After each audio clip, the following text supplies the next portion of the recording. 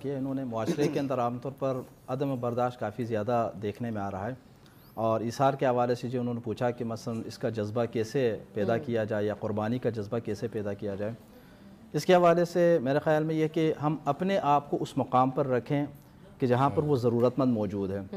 اگر خدا نخواستہ ہماری زندگی کے اندر کوئی ایسا موقع آئے کہ ہم بالکل محتاج ہوں،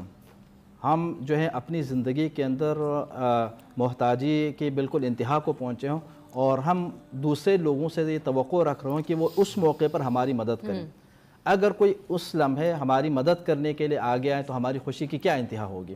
اور اگر خدا نخواستہ کوئی مدد کے لیے سامنے نہ آئے تو ہمارے اوپر کیا ایک رنج کی کیفیت طاری ہوگی۔ ہم اس چیز کو اپنے پیش نظر اگر رکھیں تو اس محتاج کو جب ہم دیکھیں گے، اس وقت جب آپ کے پاس مال ہے، آپ کے پاس آپ دوسروں کی مدد کرنے کی پوزیشن میں ہے، تو آپ نے اپنے آپ کو چونکہ اس کے مقام پر رکھا ہے، اس کے دکھ اور درد کا احساس آپ کے اندر پیدا ہوگا اور آپ ان کی مدد کرنے کے لیے تیار ہوں گے۔ تو یہ، اور یقیناً جہاں تک راستوں کا تعلق ہے بالکل ایسا ہی ہے کہ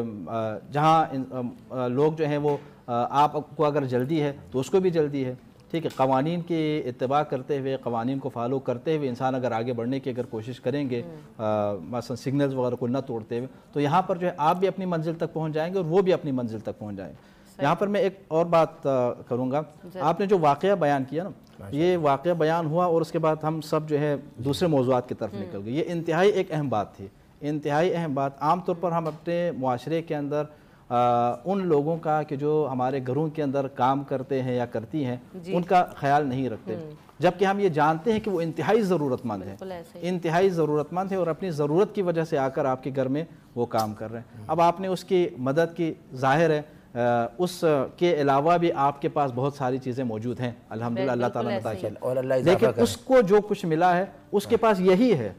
یعنی آپ نے جو اس کی مدد کی اب اس کے پاس یہی، اب وہ اپنی ضرورت میں سے کم کر کے اس کو دے رہا ہے۔ ایثار کے حوالے سے جب ہم مفہومی طور پر بات کریں، اس کے مفہوم کو سمجھانے کی کوشش کریں، عملی طور پر اگر ایثار دیکھنا چاہیں یہی ہے۔ بے شک ایثار اس سے جی، مجھے اپنا آپ اتنا چھوٹا محسوس ہوا اس بات کے بعد کہ مجھے ایسا لگا یہ میں مطلب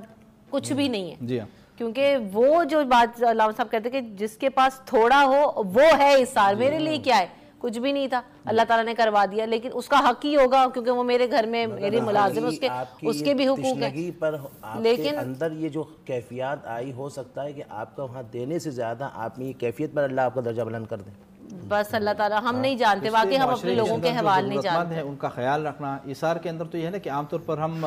اپنی ضرورت کو پس پوچھ ڈال کر دوسرے کی ضرورت کو پورا کرنے کی کوشش کرتے ہیں، یہ تو ایک بہت بڑا مرحلہ ہے، اس مرحلے تک اگر پہنچے تو بہت اچھی بات، وہاں تک اگر نہ بھی پہنچے تو کم از کم انفاق تو کریں۔ وَمِمَّا رَزَقْنَاهُمْ يُنْفِقُونَ، اللہ رب العزت نے خود عطا فرمایا ہے اور پھر وہ خود فرماتے ہیں کہ انفاق کر لیں۔ تو اللہ تعالیٰ نے ہمیں جو مال عطا فرمایا وہ ایک لحاظ سے امانت ہے، وہ یہ دیکھنا چاہتا ہے کہ ہم اس امانت میں سے دوسرے لوگوں کا حصہ کہ جو اللہ تعالیٰ نے ہمارے مال کے اندر رکھا ہے وہ کتنا ادا کرتے ہیں۔ اصل میں تو پہلے یہی سمجھ لیں کہ وہ امانت